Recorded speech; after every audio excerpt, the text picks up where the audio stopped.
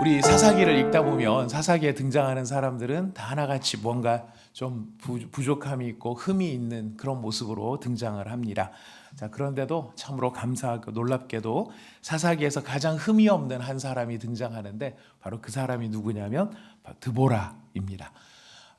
날고 기는 여러 사사들, 우리가 들어본 수많은 좋은 사사들도 참 많지 않습니까? 그 나름대로 다 좋은 사사들이라고 할 수 있겠지만 그럼에도 불구하고 참 여러 미흡함들이 있습니다.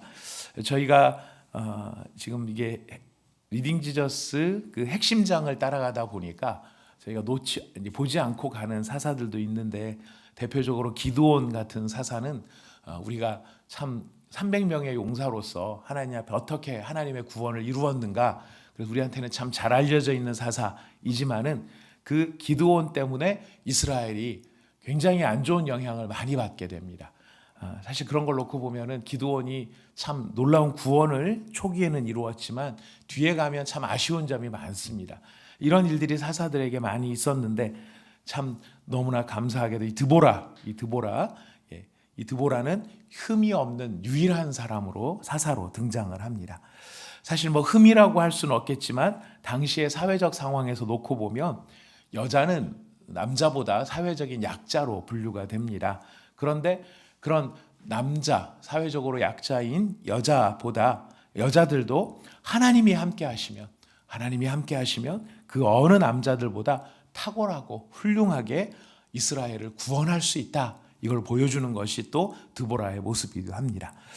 이 드보라가 등장하는 이야기는 사사기 4장과 5장에 걸쳐서 나타나는데 4장의 이야기는 이야기체로 된 그런 내용이고요. 5장은 찬양으로 되어진 이야기입니다. 똑같은 사건을 두 번을 지금 반복을 합니다. 그래서 오늘 저희 아침에 사사기 4장, 5장을 왔다 갔다 하면서 읽어보면서 이 드보라를 통해서 놀라운 일을 이루신 하나님을 우리가 또 생각해 보고자 하는 것입니다. 여러분, 우리가 5장을 읽으셨는데요. 5장 1, 2절 다시 한번 읽어보겠습니다. 5장 1, 2절 사사기 5장 1, 2절 시작. 이날에 드보라와 아비노함의 아들 바락이 노래하여 이르되 이스라엘의 영솔자들이 영솔하였고 백성들이 즐거이 헌신하였으니 여호와를 찬송하라. 그렇습니다. 여호와를 찬송하라 이야기를 합니다. 왜 찬송을 하라고 이야기하는가? 하나님께서 아주 너무나 놀라운 일을 행하셨기 때문입니다. 어떻게 놀라운 일을 행하셨는가? 우리가 4장을 보시면은 그 배경이 나오는데 우리 4장 1절부터 3절까지를 같이 읽어보겠습니다. 4장 1절부터 3절 함께 읽어봅시다. 시작. 에훗이 죽으니 이스라엘 자손이 또 여호와의 목전에 악을 행하매 여호와께서 하솔에게 통치하는 가나안 왕 야빈의 손에 그들을 파셨으니 그의 군대 장관은 하로셋 학고임에 거주하는 시스라요. 야빈 왕은 철병거 900대가 있어 20년 동안 이스라엘을 심히 학대하였으므로 이스라엘 자손이 여호와께 부르짖었느니라. 이스라엘의 부끄러운 형편이 등장을 합니다.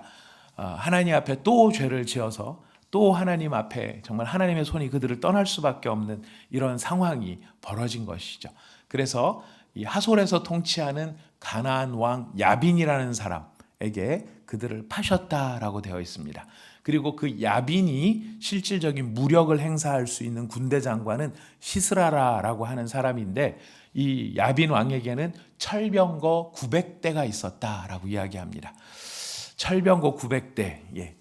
오늘 우리가 그냥 쉽게 설명을 하자면 장갑차 900대 내지는 탱크 900대가 이 시스라에게 있었다고 ARS 정답 1번으로 지금 계속 나오고 있네요. 철병거 900대가 지금 있어서 이 알보병밖에 없는 이스라엘 입장에서는 우리 지금 우크라이나하고 러시아 전쟁 보고 있는데요. 참 너무 안타까운 전쟁이죠. 거기 보면 정말 이 철병거 탱크와 장갑차가 얼마나 중요한 전쟁 무기인가를 보게 됩니다. 그 앞에 알보병은 진짜 무슨 힘을 쓸 수가 없는 상황입니다. 그러니까 20년 동안이나 이스라엘 자손이 학대를 당합니다. 학대를 당한 결과 우리 5장 6절부터 8절을 같이 한번 읽어보겠습니다. 5장 6절부터 8절 읽어보겠습니다. 시작. 아네스의 아들 삼갈의 날에 또는 야엘의 날에는 대로가 비었고 길의 행인들은 오솔길로 다녔도다. 이스라엘에는 마을 사람들이 그쳤으니 나 드보라가 일어나 이스라엘의 어머니가 되기까지 그쳤도다. 무리가 새 신들을 택하였으므로 그때의 전쟁이 성문에 이르렀으나 이스라엘의 4만 명 중에 방패와 창이 보였던가? 대로가 있었는데 대로가 비었다 그럽니다. 이게 무슨 말일까요? 대로가 비었다. 이 삼갈은 그 앞에 나오는 소 모는 막대기로 이스라엘을 구원했던 사사입니다. 그리고 야엘은 나중에 뒤에 나오는 이 시스라를 죽인 여자가 야엘이죠. 근데 그 비슷한 시기에 삼갈도 요 비슷한 드보라와 비슷한 시기에 살았기 때문에 그렇게 이야기를 하는데 대로가 비었고 오솔길로 다녔다. 얼마나 억압을 심하게 했으면 이 시스라나 야빈이 큰 길로 다니는 이스라엘 백성은 무조건 패든지 죽이든지 큰 길로 다니지 못하게 한 겁니다. 그러니까 이 사람들이 감히 뭐 넓은 길로 다닐 생각은 못하고 그냥 꼬불꼬불한 산길로 돌아다녀야 돼. 뒤로 돌아다녀야 될 정도로 철저하게 억압을 당한 것입니다. 이렇게 큰 길로도 가지 못하고 맨날 숨어 다녀야 되니 이스라엘이 하나님께 구원해달라고 부르짖기 시작합니다. 근데 하나님께 부르짖은 이유가 뭐냐면 그들이 사실 섬겼던 가나안의 신들이 사실 이런 상황을 해결을 못 해준 겁니다. 8절에 보니까 무리가 새 신들을 택하였으므로 라고 되어 있습니다. 가나안의 신들을 택한 거죠. 가나안들의 신들을 택했지만 정작 자신들의 문제를 하나도 해결을 못 해줍니다. 어느 정도로 불쌍한 상황이냐면은 전쟁이 성문 앞에까지 이르렀지만 이스라엘의 4만 명 중에 방패 든 사람도 없고 창 든 사람도 하나 없을 정도로 정말 너무나 무기력한 이스라엘이 되어버렸다는 것입니다. 이거는 사실은 고발과 다름없습니다. 너희들이 그래 하나님 떠나서 새로운 신들을 섬기면 너희들이 잘 될 줄 알았지. 근데 그 신들이 너희한테 뭘 해주느냐? 도대체 그 신들이 너희들의 위기 상황에서 무슨 힘이 되느냐? 이거를 지금 드보라가 지금 사실은 이야기하고 있는 셈이 됩니다. 아무튼 이렇게 비참한 상황이 됐을 때 등장한 사람이 바로 드보라인데요. 우리 4장, 다시 또 4장으로 갑니다. 4장 4절과 5절 읽어보겠습니다. 4장 4절과 5절 시작. 그때에 랍비소대 안에 선지자 드보라가 이스라엘의 사사가 되었는데 그는 에브라임 산지 라마와 베델 사이 드보라의 종려나무 아래에 거주하였고 이스라엘 자손은 그에게 나아가 재판을 받더라 그럽니다. 여선지자 드보라가 사사가 되었다. 선지자이면서 사사 두 가지 역할을 동시에 하는 겁니다. 근데 여러분 이스라엘 역사에서 선지자이면서 동시에 사사였던 사람이 그렇게 많지가 않습니다. 여러분 떠오르는 사람이 있습니까? 선지자도 하고 하나님의 선지자 역할을 하는데 하나님께서 그를 부르셔서 사사의 일을 하게 하신 대표적인 사람 누가 있을까요? 사무엘 나왔습니다. 역시 감사합니다. 사무엘이 한 사람이 있었습니다. 또 한 사람이 있습니다. 모세도 선지자 겸 재판하는 역할을 했기 때문에 사사라고 말할 수 있는데요. 모세와 사무엘 그리고 마지막 세 번째가 바로 이 드보라인 거예요. 그러니까 모세와 사무엘과 같은 레벨에 지금 이 드보라가 있다는 이야기입니다. 엄청난 사실은 영성과 역할을 하고 있는 사람이죠. 근데 재밌게도 랍비돗의 아내라 그럽니다. 랍비돗은 무슨 뜻이냐면 횃불이라는 뜻이에요. 횃불의 아내예요. 횃불의 아내. 횃불의 아내를 또 다르게 읽으면은 횃불의 여자라고도 읽힌다고 합니다. 얼마나 이 여자 영성이 드보라가 대단한 영향력이 있었으면 횃불을 든 여자와 횃불의 아내인 거예요. 횃불을 든 아내, 횃불의 아내를 읽히는 거죠. 근데 드보라는 그럼 정작 이름의 뜻이 무엇일까요? 드보라, 어머니, 노아 형제가 오늘 대답을 하나 해주셨는데, 어머니는 아마 제가 다른 단어를 제가 한번 찾아서 여쭤보도록 하겠습니다. 어머니는 아니었던 것 같습니다. 이 드보라는 무슨 뜻이냐면 꿀벌이라는 뜻이에요. 꿀벌. 이름이 참 재미있죠. 드보라가 꿀벌이에요. 횃불의 아내 꿀벌이에요. 랍비돗의 아내 여선지자 드보라. 참 이름이 힘도 있고 강함도 있고 풍요도 있어요. 적과 꿀이 흐르는 땅 했을 때 그 꿀, 바로 이것이 이 꿀벌 드보라 이름 가운데 담겨 있는 것입니다. 아무튼 이렇게 영향력 있는 사람 아주 영성이 탁월한 이 드보라가 하나님에게서 하나의 그 계시를 받습니다. 신탁을 받습니다. 그것은 바로 바락이라는 사람을 세우라라는 것인데요. 바로 그래서 바락을 부릅니다. 4장 6절 7절을 읽습니다. 4장 6절 7절 읽어봅시다. 시작. 드보라가 사람을 보내어 아비노함의 아들 바락을 납달리 게데스에서 불러다가 그에게 이르되 이스라엘의 하나님 여호와께서 이같이 명령하지 아니하셨느냐? 너는 납달리 자손과 스불론 자손 10,000명을 거느리고 다볼산으로 가라. 내가 야빈의 군대 장관 시스라와 그의 병거들과 그의 무리를 기송강으로 이끌어 내게 이르게 하고 그를 내 손에 넘겨주리라 하셨느니라. 하나님께서 여호와의 전쟁을 선포하신 겁니다. 여호와께서 계획하신 전쟁입니다. 그래서 지금 하나님께서 승리까지 다 보장을 해주신 겁니다. 계획도 다 말씀해 주세요. 납달리 자손, 스불리 자손, 스불론 자손 10,000명을 거느리고 다볼산으로 가라. 다볼산에 가면 거기서 내가 기손강으로 이들을 이끌어내서 너의 손에 넘겨줄 것이다. 예. 가나안과의 전쟁, 지금 이 상황도 하나님께서 여호와의 전쟁으로 선포하시면서 여호와께서 함께 하시며 이스라엘을 위해서 싸우시겠다 이렇게 약속을 하셨습니다. 하나님이 이런 약속을 하시면 승리는 보장이 되어 있는 것입니다. 정말 모든 이스라엘의 전쟁에서 내가 함께 하겠다, 내가 싸우겠다 한 전쟁에서 진 전쟁이 없어요. 하나님의 전쟁이기 때문에 그렇습니다. 자, 그런데 하나님께서 내가 싸우겠다 그러는데 바락은 어떻게 반응을 합니까? 우리 8절 9절 말씀 읽어보겠습니다. 4장 8절 9절입니다. 시작. 바락이 그에게 이르되 만일 당신이 나와 함께 가면 내가 가려니와 만일 당신이 나와 함께 가지 아니하면 나도 가지 아니하겠노라 하니 이르되 내가 반드시 너와 함께 가리라. 그러나 내가 이번에 가는 길에서는 영광을 얻지 못하리니 이는 여호와께서 시스라를 여인의 손에 파실 것임이니라 하고 드보라가 일어나 바락과 함께 게데스로 가니라. 예. 바락은 승리가 보장된 전쟁으로 부름을 받았어요. 가기만 하면 됩니다. 말씀을 따라 가기만 하면 됩니다. 그런데 바락이 좀 의외의 이야기를 합니다. 당신이 가면 내가 가고 당신도 안 가면 나도 안 갑니다. 그렇게 얘기를 합니다. 예. 바락이라는 사람, 바락의 말이 참 재밌어요. 바락이라는 이름의 뜻은 번개라는 뜻입니다. 예. 번개. 얼마나 강력한 이름입니까? 예. 번개. 천둥과 번개. 네, 힘이죠. 하나님의 심판이 번개를 통해서도 막 나타나는데요. 이름이 번개인 사람이 누구 뒤에 숨고 있어요? 꿀벌 뒤에 숨고 있는 겁니다. 꿀벌이 안 가면 번개도 안 가겠다고 그러는 겁니다. 예. 횃불의 아내 꿀벌에게 꿀벌이 안 가면 번개도 안 갈래요라고 이야기를 합니다. 이건 바락이라는 사람이 모자라서 그런 걸까요? 절대 그렇지 않죠. 바락이 못난 사람은 아닙니다. 예, 이름이 바락일 정도면은 못났다고 볼 수 없는데 문제는 뭡니까? 보이는 현실이 너무 엄중한 거라는 거예요. 철병거는 눈에 보이지만 하나님은 눈에 안 보입니다. 탱크는 눈에 보이는데 하나님은 안 보여요.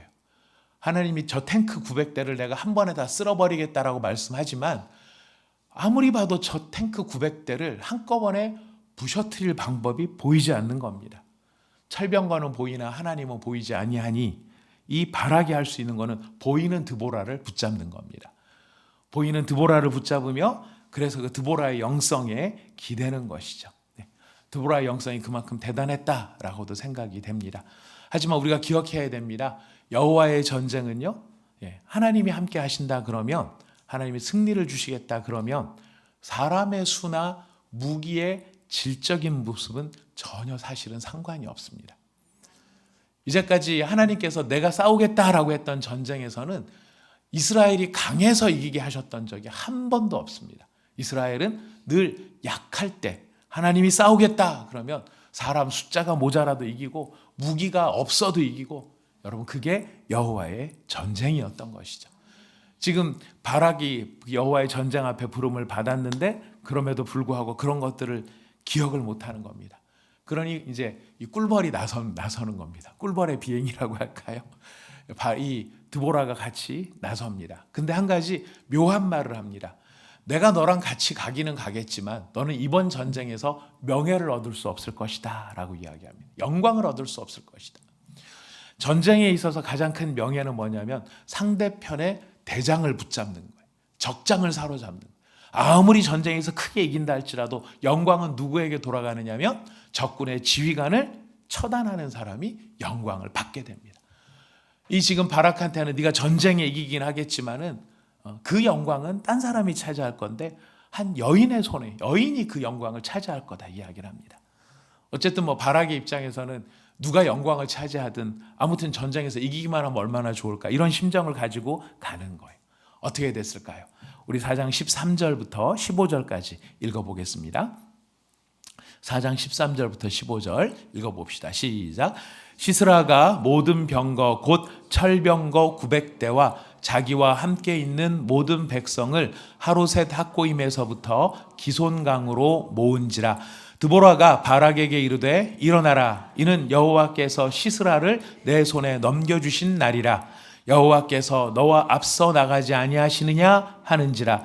이에 바락이 10,000명을 거느리고 다볼산에서 내려가니 여호와께서 바락 앞에서 시스라와 그의 모든 병거와 그의 온 군대를 칼날로 혼란에 빠지게 하심에 시스라가 병거에서 내려 걸어서 도망한지라. 하나님 말씀하신 대로 다 됩니다. 지금 다볼산으로 가라 그래서 이 바락이 10,000명을 데리고 다볼산으로 갔더니 정말 이 시스라가 기손강으로 자기의 모든 병거 900대를 이끌고 거기에 모여든 것입니다. 전쟁을 해야 되는데 놀라운 일이 벌어집니다. 어떤 일이 벌어졌습니까? 혼란에 빠지게 하십니다. 하나님께서 지금 이 전쟁에 개입하셔서 이 바락 앞에서 시스라와 그의 모든 병거가 혼란에 빠지게 만듭니다. 이 혼란이 어떤 혼란이었는지 5장에서 설명을 하고 있습니다. 우리 5장으로 잠깐 가보겠습니다. 5장 4절과 5절입니다. 5장 4절과 5절 시작. 여호와여 주께서 세일에서부터 나오시고 에돔 들에서부터 진행하실 때에 땅이 진동하고 하늘이 물을 내리고 구름도 물을 내렸나이다. 산들이 여호와 앞에서 진동하니 저 신의 산도 이스라엘의 하나님 여호와 앞에서 진동하였도다. 네, 진동한다. 이게 원어를 찾아보니까요. 녹아내리다라는 뜻이에요. 산이 녹아내리다라는 뜻이에요. 산이 녹아내린다는 게 무슨 말일까요? 그리고 여호와께서 어떻게 개입하셨을까요? 힌트가 하늘이 물을 내리고 구름도 물을 내렸다. 무슨 뜻입니까? 비가 쏟아진 거예요. 지금 이 전쟁을 할 때는 건기예요. 비가 내리지 않는. 그래서 이 기손강이 말라 있는 때입니다. 와디라고 표현을 하는데 이 건기에는 바짝 말랐다가 우기에는 강을 이루는 바로 그런 지형이에요. 그런 이 바락이 시스라가 바보가 아니죠. 탱크를 몰고 전차를 몰고 막 장갑차를 몰고 오는데 진흙탕으로 몰고 오면 어떻게 되는지 우리는 우크라이나 전쟁을 통해서 보고 있습니다. 라스푸티차가 딱 벌어지니까 양쪽 다 꼼짝을 못하는 거예요. 탱크가 아니라 뭐 탱크가 무거우니까 더 못 움직이는 거예요.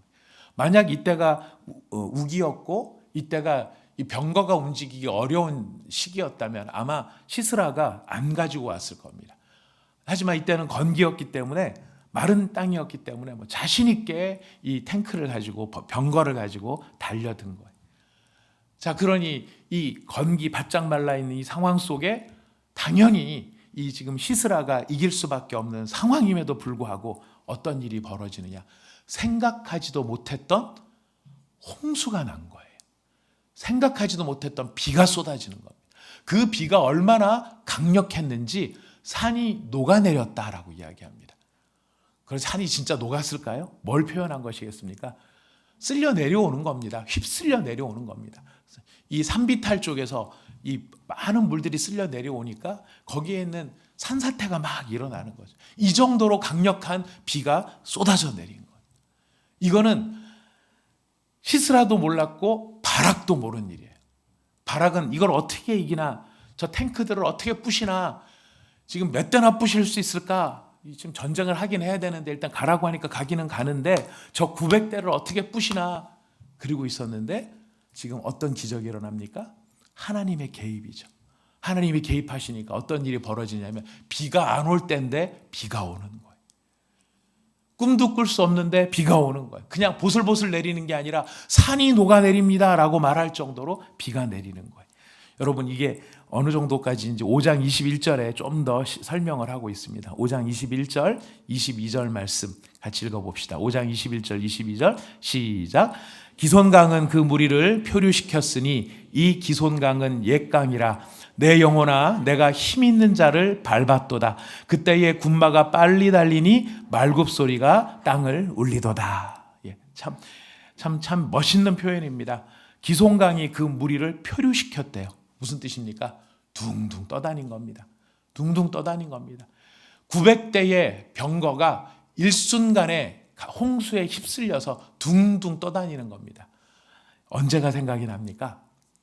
예, 홍해 애국 군대가 떠내려가는 수장된 그 모습이 생각이 나는 것이죠.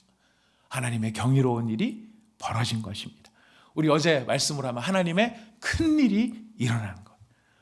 하나님이 개입하시니까 사람의 힘으로는 방법도 없고 대책도 없는데 사람이 생각하지 못했던 방법, 사람이 생각하지 못했던 하나님의 일이 지금 눈앞에 펼쳐졌다는 거예요. 이렇게 하나님이 개입하시니까 서슬퍼렇던 군대 장관 시스라가 어떻게 되느냐? 예, 수치스러운 죽음을 맞이하게 되죠. 여러분 아까 읽으셨습니다. 900대의 전차를 몰고 왔던 시스라가 이 막 물에 빠져버리고 진흙에 돈좌돼버리고 꼼짝도 못하니까 어떻게 도망을 갑니까? 병거를 버리고 걸어서 도망을 가요. 병거를 버리고 나 살려라 그러면서 막 도망을 가요. 도망을 가는데 이 도망가는 모습 좀 한번 우리 같이 보시도록 하겠습니다. 4장 17절부터 20절까지입니다. 4장 17절부터 20절 같이 읽어보겠습니다. 네, 시작. 시스라가 걸어서 도망하여 겐 사람 헤벨의 아내 야엘의 장막에 이르렀으니 이는 하솔 왕 야빈과 겐 사람 헤벨의 집 사이에는 화평이 있음이라. 야엘이 나가 시스라를 영접하며 그에게 말하되 나의 주여 들어오소서, 내게로 들어오시고 두려워하지 마소서 하매 그가 그 장막에 들어가니 야엘이 이불로 그를 덮으니라. 시스라가 그에게 말하되 청하건대 내게 물을 조금 마시게 하라. 내가 목이 마르다 하매 우유 부대를 열어 그에게 마시게 하고 그를 덮으니 그가 또 이르되 장막문에 섰다가 만일 사람이 와서 내게 묻기를 여기 어떤 사람이 있느냐 하거든 너는 없다 하라 하고. 우리 41절 읽어봅시다. 21절 시작. 그가 깊이 잠드니 헤벨의 아내 야엘이 장막 말뚝을 가지고 손에 방망이를 들고 그에게로 가만히 가서 말뚝을 그의 관자놀이에 박음에 말뚝이 꿰뚫고 땅에 박히니 그가 기절하여 죽으니라. 아침 일찍에 읽을 이야기치고 너무 좀 잔인합니다만은 좀 끔찍합니다만은 엄청난 일이 벌어진 거예요. 여러분, 이 군대 장관이라고 하는 사람 병거가 900대나 되니 얼마나 이 참 무서울 게 없는 사람이었겠습니까? 20년 동안이나 이 이스라엘을 학대하니 저 쪼무레기 같은 것들, 날파리 같은 놈들, 쥐새끼 같은 놈들 이번에 씨를 말려버리리라 이러면서 아마 전쟁을 시작했을 텐데 도망을 가서 아까 홍수가 내렸다 그랬죠? 시스라가 비를 아마 흠뻑 맞았으리라 생각합니다. 흠뻑 맞아서 오돌오돌 떨고 있었으리라 생각을 합니다. 오돌오돌 떨고 있다가 야엘이라고 하는 여자, 헤벨의 아내, 헤벨에 대한 설명은 앞에 또 나옵니다만 지나갑니다. 아무튼 야엘의 장막에 들어가서 뭐라고 이야기합니까?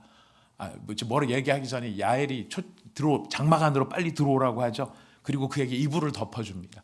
전 처음에 이불을 왜 덮어줬나 되게 궁금했습니다. 근데 보니까 비에 쫄딱 맞은 거예요. 홍수에 갇혀서 이게 뭐 죽다 살아난 겁니다. 죽다 살아났으니 얼마나 그가 지금 이 참 초라한 행색이겠습니까? 그 오돌오돌 떨고 있는 이 시스라에게 야엘이 이 이불을 덮어주는 겁니다. 목이 말랐는지 물을 달라고 하니까 물 대신에 성경 우유를 줍니다. 그리고 그 우유를 마시고 어떤 성경학자는 우유에는 좋은 성분이 들어있어서 마시면 졸리는 성분이 들어있다. 밤에 잠이 안 오면 한 잔씩 마시면 좋다. 뭐 이런 이야기를 하던데요. 아무튼 이 우유를 주는 겁니다. 여러분, 이 야엘도 이름이 재밌어요. 야엘은 무슨 뜻이냐면 산염소라는 뜻입니다. 염소예요, 염소. 염소의 이름이. 근데 이 염소인 여자가 뭐를 주느냐면은 소나 양이나 염소에게서 짠 젖을 주는 거예요. 그래서 어떤 분은 참 재미있는 워드플레이를 합니다. 꿀의 여인 드보라, 젖의 여인 야엘. 그 둘이 합하면 뭐가 되는 겁니까? 젖과 꿀이 흐르는 가나안 땅이 되는 것이죠. 남자들이 다 도망가서 사사들로 이게 패배를 하고 있는 상황에 여자들이 나서는 겁니다. 이름은 번개인데 꿀벌 뒤에 숨어 있는 사람. 이게 이스라엘의 대표적인 모습이라고 한다 그러면 하나님께서 일하시고 하나님께서 사용하시니까 꿀벌 같은 여자가 이스라엘을 통치를 하고요. 염소 같은 여자가 적장을 쳐 죽이는 거예요. 기세등등하던 자가 여호와의 개입하심으로 말미암아 순식간에 보잘것없는 도망자가 되고요. 아는 사람 집에 찾아가서 얼마나 초라한가 보세요. 이 여자를 앞세웁니다. 야엘을 앞세워서 너 망 좀 봐라 그러는 겁니다. 너 망 좀 보다가 사람 오면 없다 그래라 그렇게 얘기를 하는 거예요. 이렇게까지 부끄럽게 되어져 버린 이유가 어디에 있습니까? 하나님의 개입에 있었던 거예요. 하나님이 개입하시니까 가장 강한 자가 가장 초라한 자가 되는 것이고요. 가장 약해 보이는 자가 가장 강한 자를 이겨버리는 그런 일이 벌어지더라는 거예요. 하나님의 예언의 말씀대로 이루어집니다. 가장 큰 영예가 야엘에게로 돌아가는 것입니다. 남자들은 철병거를 보면서 꼼짝도 못하는데 한 보잘것없는 산염소 같은 여자가 바로 그 기세등등했던 적군을 바로 이렇게 일격에 쳐 죽이는 장면이 등장을 합니다. 여기서 남자가 낫다가 여자가 낫다 이 얘기를 하려고 하는 게 아닙니다. 결론이 무엇이냐면 31절, 5장 31절이에요. 5장 31절 같이 읽어봅시다. 5장 31절 읽습니다. 시작. 여호와여 주의 원수들은 다 이와 같이 망하게 하시고 주를 사랑하는 자들은 해가 힘있게 돋은갑게 하시옵소서. 주를 사랑하는 자들은 어떻게 되기를 바라는 겁니까? 해가 힘있게 돋은같이 하옵소서. 주를 사랑하는 자들에게 이와 같은 은혜와 이와 같은 능력이 나타나게 하여 주옵소서. 사사의 시대에는 여호와를 사랑하는 자가 드물었던 시대입니다. 여호와를 사랑한다라고 말하지만 여호와만 사랑하는 게 아니라 우리 어제 사사기의 큰 틀을 살펴보았어요.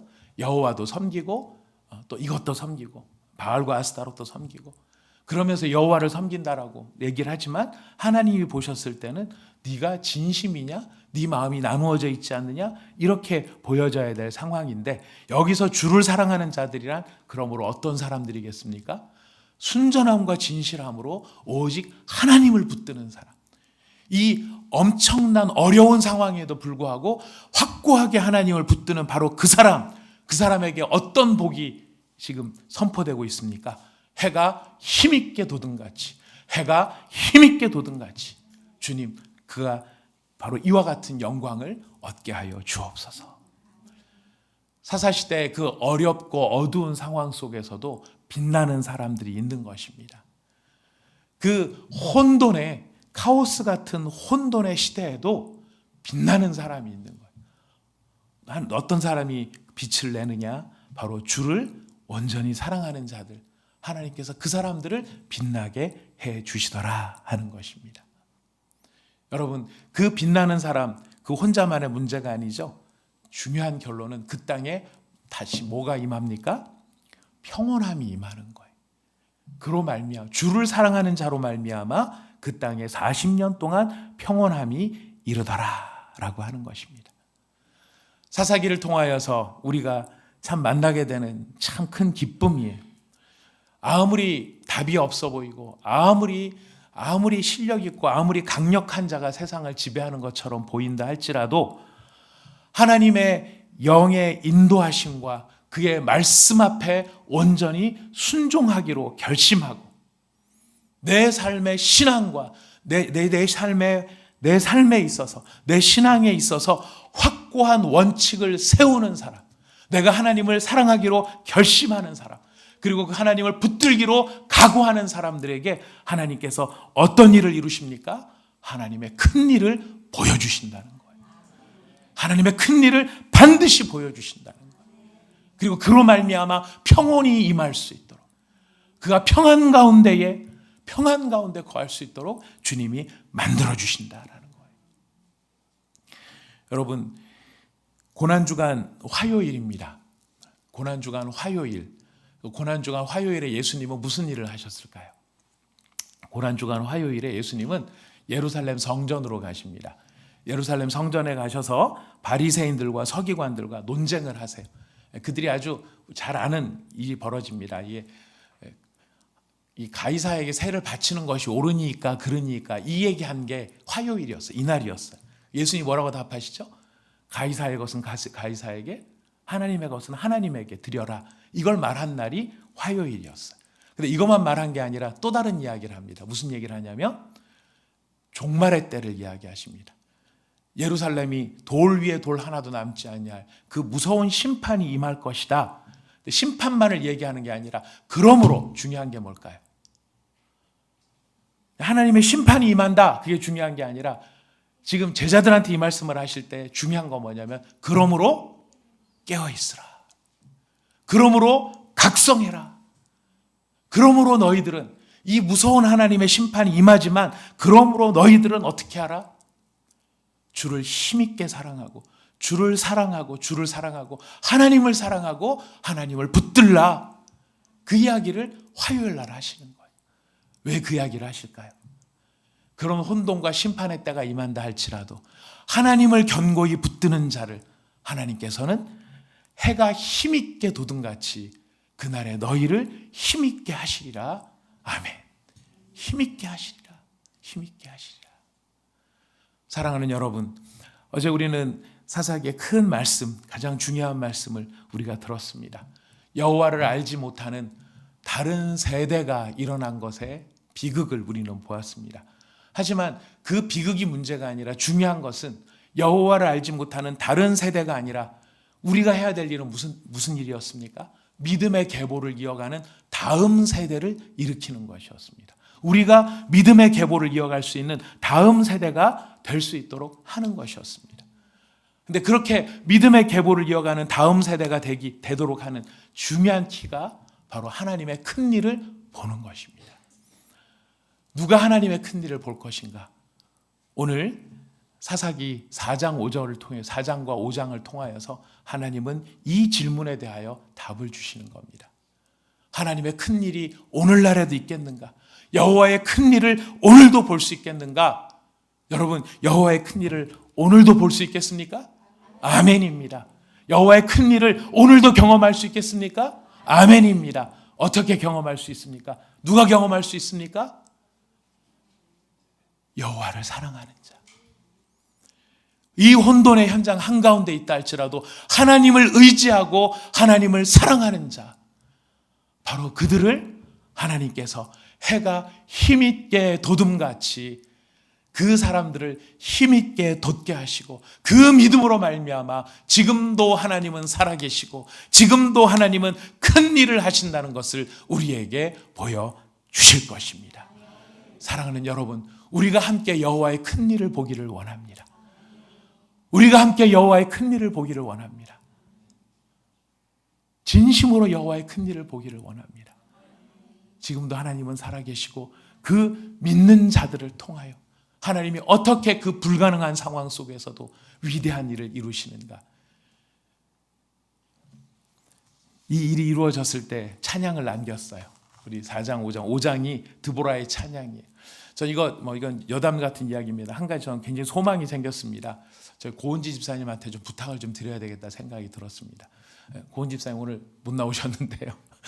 못 나오신 분 이 말씀 영상으로 보고 계실 겁니다. 우리 고은지 집사님이 작곡을 잘하세요. 근데 제가 이 드보라와 바락의 이야기를 보면서 하나님의 큰 일을 경험한 다음에는 하나님의 큰 일을 요약 정리를 해서 찬송으로 남겨야 되겠다라는 생각이 좀 들었습니다. 드보라와 바락이 찬양의 시를 노래한 것처럼 여러분 정말 이런 전통이 좀 생기면 어떨까요? 하나님께서 여러분의 가정과 개인에도 큰 일을 하실 텐데 우리에게 행하신 하나님의 큰 일을 우리가 잘 적어서 그것으로 노래를 만들면 어떨까? 네, 아멘 한 사람끼리 만들어 보죠. 네. 아멘 한 사람끼리 만들어 봐서 음반도 한번 취입해 봅시다. 그래서 하나님이 어떻게 오늘날도 역사하시고 큰 일을 이루시는가. 여러분 그게 뭐냐면 우리의 삶이 하나님을 우리의 삶이 하나님의 찬양이 되는 거예요. 너무 좋지 않겠습니까? 우리의 삶과 우리의 신앙이 여호와가 오늘도 살아계신다라고 하는 것을 노래할 수 있는 찬송이 될 수 있다는 거. 이건 전문가만 할 수 있는 것들이에요. 전문가 도움받은 우리도 할 수 있는 것들이에요. 쓰는 건 우리 못하겠습니까? 그것도 안 될까요? 예, 사랑하는 여러분, 말씀을 정리하도록 하겠습니다. 오늘도 하나님은 일하십니다. 누구를 통해서 일하실까요? 주를 굳게 믿고 사랑하는 자들을 통해서 일하십니다. 하나님이 일하시면 꿀벌도 일을 하고요, 산염소도 일을 해요. 번개는 일을 못할지 몰라요. 되게 힘있고 막 평소에는 막 이제 이 정도 돼 하면서 강력했던 사람들도 정작 현실 앞에서는 이 현실이 너무 커 나는 못해 그럴지라도요, 하나님의 살아계심을 아는 자라면 소년도 일을 하고요, 여자도 일을 하고요, 왼손잡이도 일을 하고요, 우리 내일 볼 입다 같은 그런 사람도 일을 하게 되는 겁니다. 중요한 건 우리가 하나님을 믿는 것입니다. 우리가 그 하나님을 신뢰하는 것입니다.